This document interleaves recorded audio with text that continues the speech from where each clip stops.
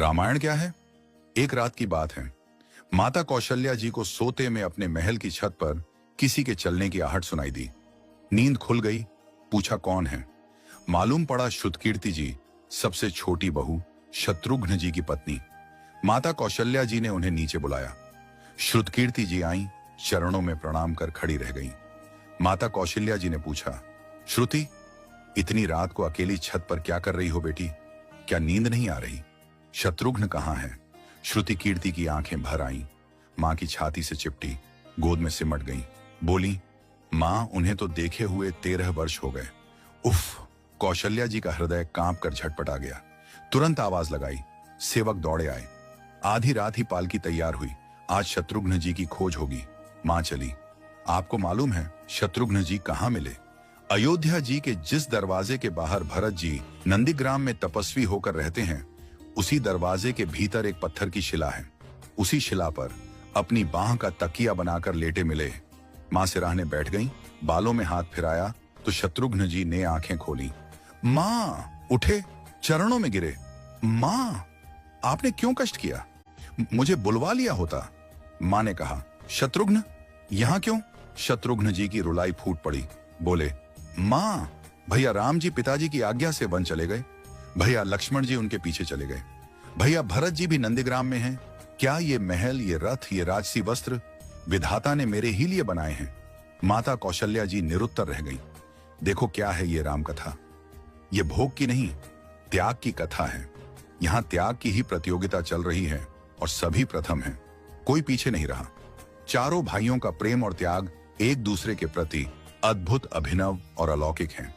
रामायण जीवन जीने की सबसे उत्तम शिक्षा देती है। भगवान राम को 14 वर्ष का वनवास हुआ तो उनकी पत्नी सीता मैया ने भी सहर्ष वनवास स्वीकार कर लिया। परंतु बचपन से ही बड़े भाई की सेवा में रहने वाले लक्ष्मण जी कैसे राम जी से दूर हो जाते? माता सुमित्रा से तो उन्होंने आज्ञा ले ली थी वन जाने की।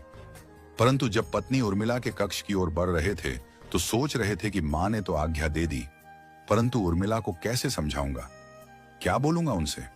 यही सोच विचार करके लक्ष्मण जी जैसे ही अपने कक्ष में पहुंचे तो देखा कि उर्मिला जी आरती का थाल लेके खड़ी। आप मेरी चिंता छोड़ प्रभु, श्री राम की सेवा में वन को जाओ, मैं आपको नहीं रोकूंगी। लक्ष्मण जी चले गए, परंतु 14 वर्ष तक उर्मिला ने एक तपस्विनी की भांति कठोर तप किया। वन में प्रभु श्री राम, माता सीता की सेवा में लक्ष्मण जी कभी सोए नहीं, परंतु उर्मिला ने भी अपने महलों के द्वार कभी बंद नहीं किए और सारी रात जाग जाग कर उस दीपक की लौ को बुझने नहीं दिया। मेघनाथ से युद्ध करते हुए जब लक्ष्मण जी को शक्ति लग जाती है और हनुमान जी उनके लिए संजीवनी का पर्वत लेके लौट रहे होते हैं, तो बीच में जब हनुमान जी अयोध्या के ऊपर से गुजर रहे थे तो भरत जी उन्हें राक्षस समझकर बाण मारते हैं और हनुमान जी गिर जाते हैं। तब हनुमान जी सारा वृत्तांत सुनाते हैं कि सीता जी को रावण हर ले गया, लक्ष्मण जी युद्ध में मूर्छित हो गए हैं।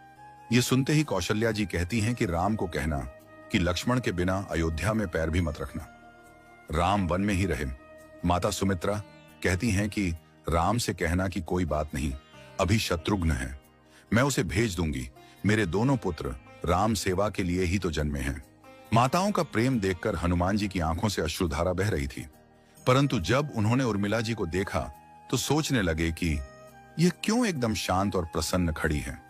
क्या इन्हें अपनी पति के प्राणों की कोई चिंता नहीं?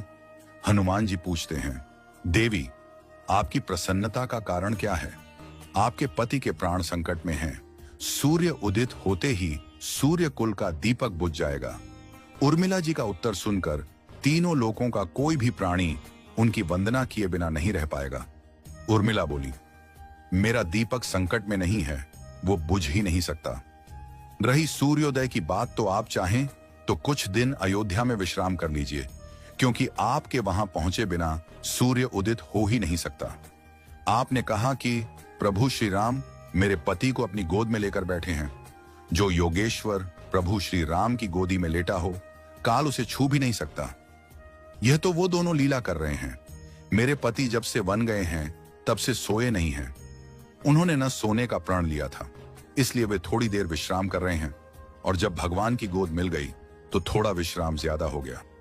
वे उठ जाएंगे, और शक्ति मेरे पति को लगी ही नहीं, शक्ति तो प्रभु श्री राम जी को लगी है।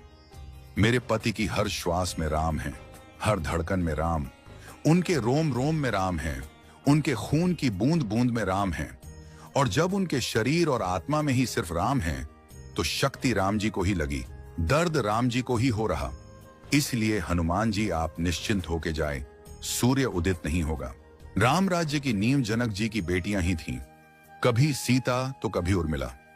भगवान राम ने तो केवल राम राज्य का कलश स्थापित किया, परंतु वास्तव में राम राज्य इन सब के प्रेम, त्याग, समर्पण और बलिदान से ही आया।